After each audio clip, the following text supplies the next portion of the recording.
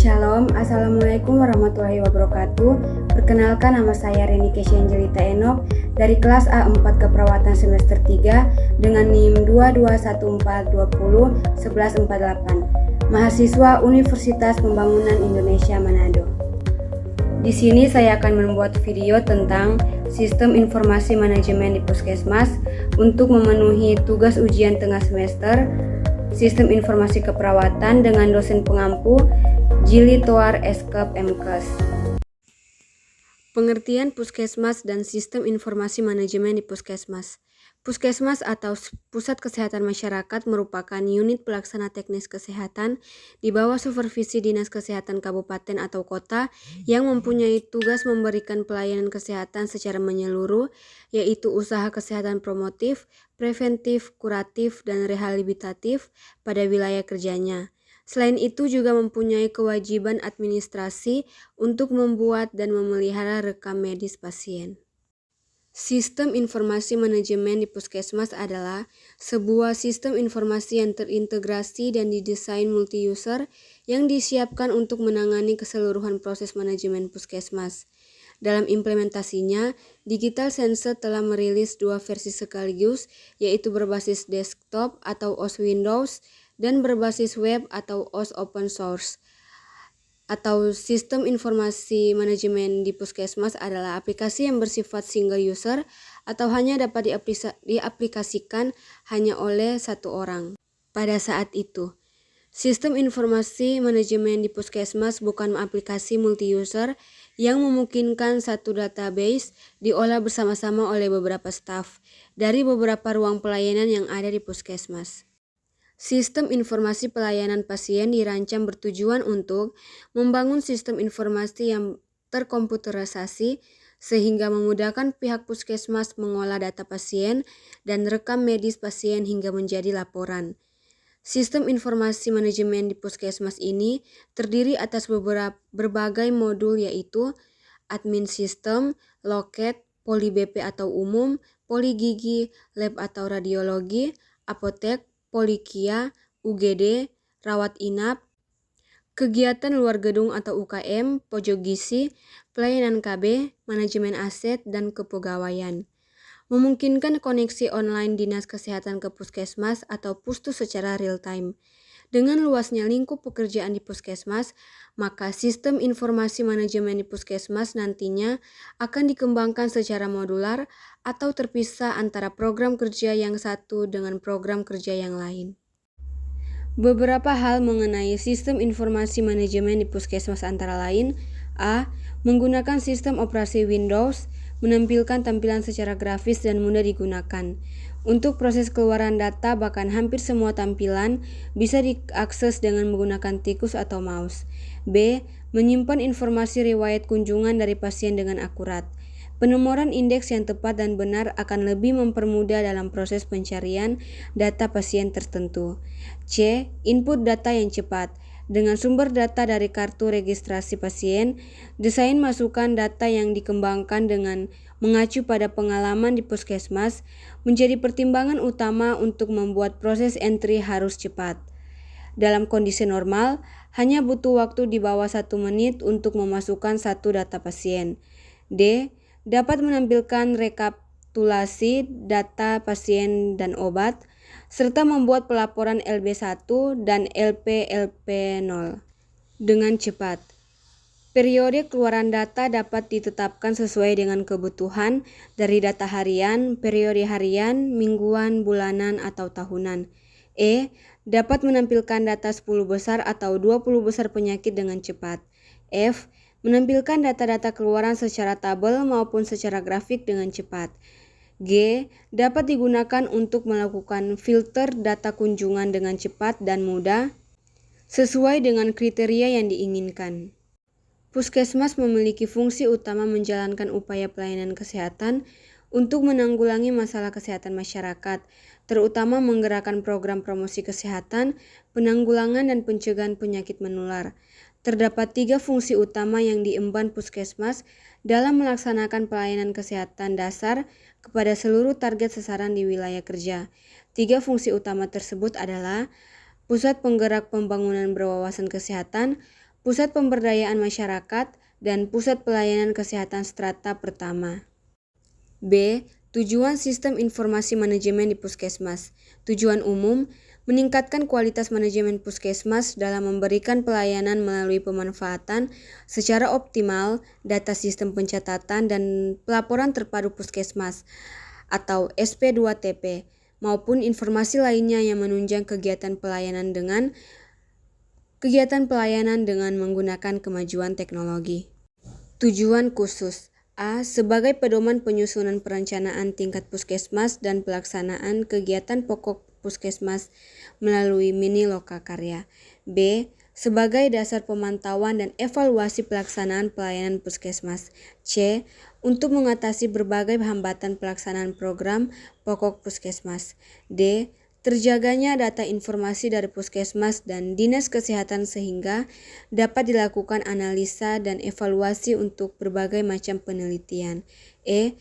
Terwujudnya unit informatika di Dinas Kesehatan Kabupaten yang mendukung terselenggaranya proses administrasi yang dapat meningkatkan kualitas pelayanan dan mendukung pengeluaran kebijakan yang lebih bermanfaat untuk masyarakat. C. Komponen sistem informasi. Komponen dalam membangun sebuah sistem informasi puskesmas. Yang pertama, komitmen. Keinginan bekerja sama atau lintas program dan instansi. Dibutuhkannya bekerja sama antara lintas program dan instansi untuk saling mempermudah pengaksesan data. Keinginan memberi yang terbaik. Dibuatnya sistem manajemen ini adalah untuk memfasilitasi tenaga medis untuk memberikan kemudahan dalam pelayanan kepada pasien, sehingga tenaga medis perlu menyadari bahwa tenaga medis harus memberikan pelayanan yang terbaik bagi pasien. Keinginan untuk melakukan kesinambungan. Penggunaan sistem komputerisasi ini harus berjalan berkesinambungan agar semakin meningkatkan mutu pelayanan. Peran serta aktif dari pimpinan dan staf. Peran aktif dari pimpinan dan staf sangat dibutuhkan, karena penggunaan sistem ini membutuhkan tenaga manusia untuk menjalankannya. Pengguna juga harus terlebih dahulu mengerti dalam menjalankan sistem tersebut. Kedua, media, formulir atau hardware atau software. Memberi pemahaman dari kebiasaan penggunaan formulir manual ke software perlu dilakukan. Ketiga, sumber daya manusia. Karena sistem komputerisasi menggunakan bahasa internasional, sehingga perlunya pengguna diberikan pelatihan penggunaan sistem komputerisasi. Keempat, organisasi. Pembuatan struktur kerja di dalam pembagian tugas dan tanggung jawab terhadap masing-masing bidang harus dilakukan agar mempermudah pekerjaan. Kelima, sarana prasarana. Terpenuhinya sarana dan prasarana dalam penggunaan sistem manajemen puskesmas sangat penting, sehingga akan tercipta sistem manajemen yang utuh, mudah, dan cepat. Keenam, dana.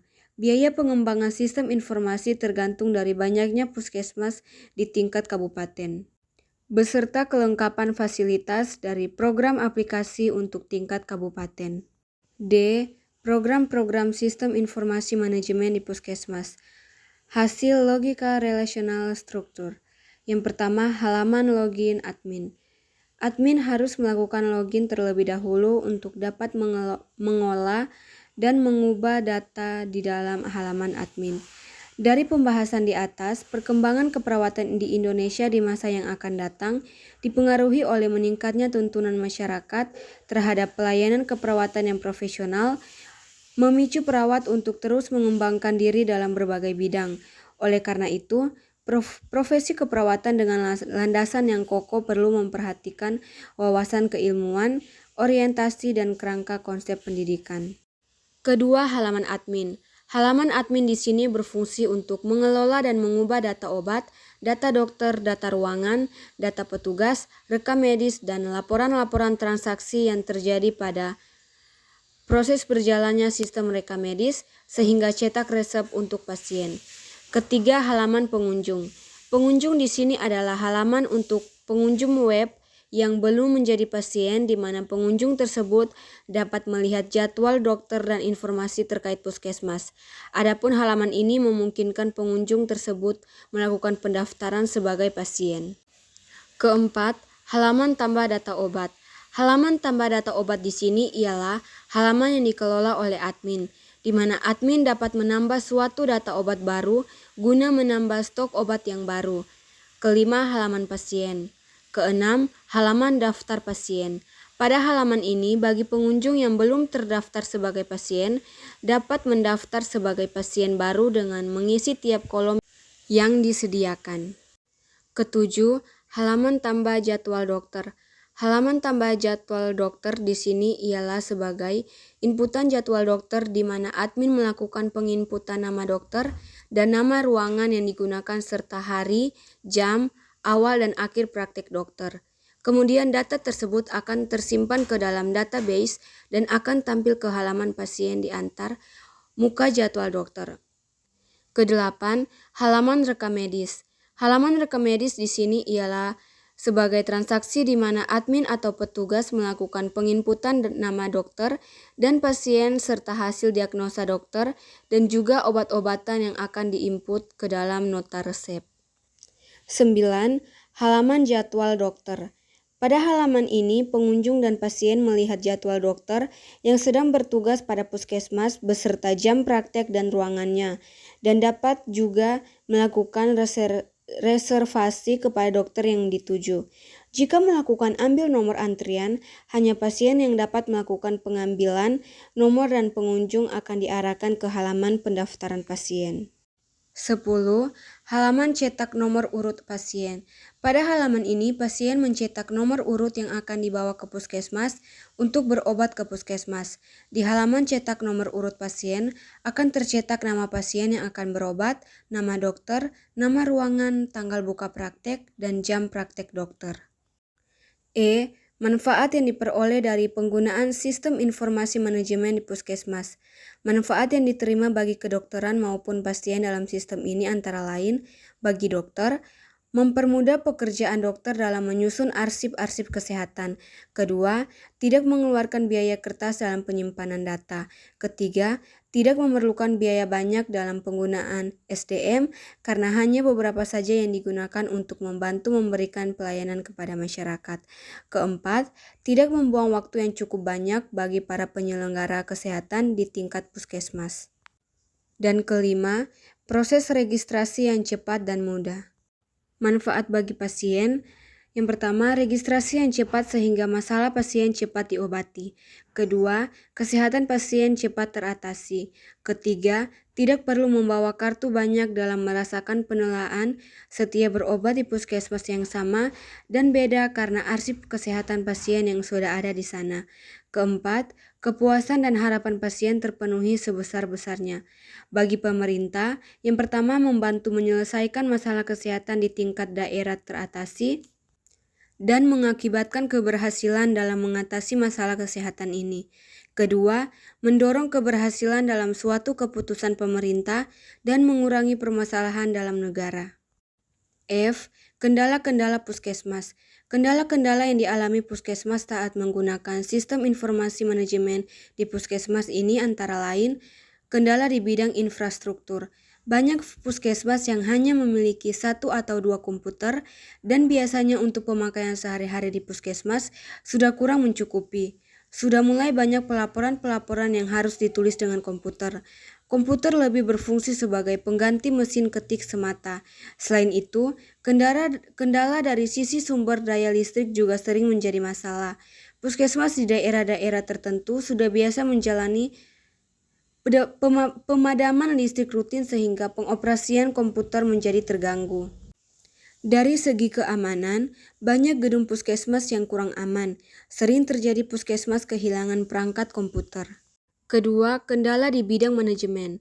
Masih jarang sekali ditemukan satu orang staf atau petugas atau bahkan unit kerja yang khusus menangani bidang data atau komputerisasi.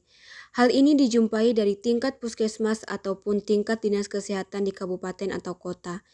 Pada kondisi seperti ini, nantinya akan menjadi masalah untuk menentukan siapa yang bertanggung jawab atas data-data yang akan ada, baik dari segi pengolahan dan pemeliharaan data maupun dari segi koordinasi antar bagian. Ketiga, kendala di bidang sumber daya manusia. Kendala di bidang sumber daya manusia ini yang paling sering ditemui di puskesmas. Banyak staf puskesmas yang belum maksimal dalam mengoperasikan komputer. Biasanya kemampuan operasional komputer didapat secara belajar mandiri sehingga tidak maksimal. Belum lagi dengan pemakaian komputer oleh staf yang kadang-kadang tidak pada fungsi yang sebenarnya. G. Upaya pencegahan kesalahan. Upaya-upaya yang digunakan untuk mengurangi penggunaan sistem informasi manajemen di puskesmas antara lain pembekalan ilmu keterampilan di tiap-tiap puskesmas, terutama puskesmas, karena kurangnya keahlian dalam penggunaan program ini membuat kendala bagi berlangsungnya program ini, sehingga perlu didaya gunakan kursus atau pelatihan dalam penggunaan program sistem informasi manajemen di puskesmas ini. Kedua, diberlakukannya waktu-waktu kerja bagi para penyelenggara pelayanan kesehatan ini. Karena sering adanya registrasi yang selalu berlangsung ini tanpa adanya waktu untuk merangkap jadi satu arsip sehingga terjadinya percampuran arsip-arsip lainnya dan membuat program kacau sehingga perlu adanya penggunaan waktu yang seefisien mungkin. Ketiga, peletakan petugas-petugas khusus dalam setiap hal. Hal ini berguna memperkecil masalah pelaporan berkas tentang kesehatan di puskesmas dan daftar kunjungan pasien beberapa hari ini. Keempat, pemberian dana dari pemerintah pusat kepada tiap-tiap puskesmas yang ada di sekeliling masyarakat. Hal ini dikarenakan memecahkan masalah yang dialami oleh puskesmas dalam faktor ekonomi sehingga fasilitas yang ada dapat dirasakan dan membuat kesehatan masyarakat semakin meningkat.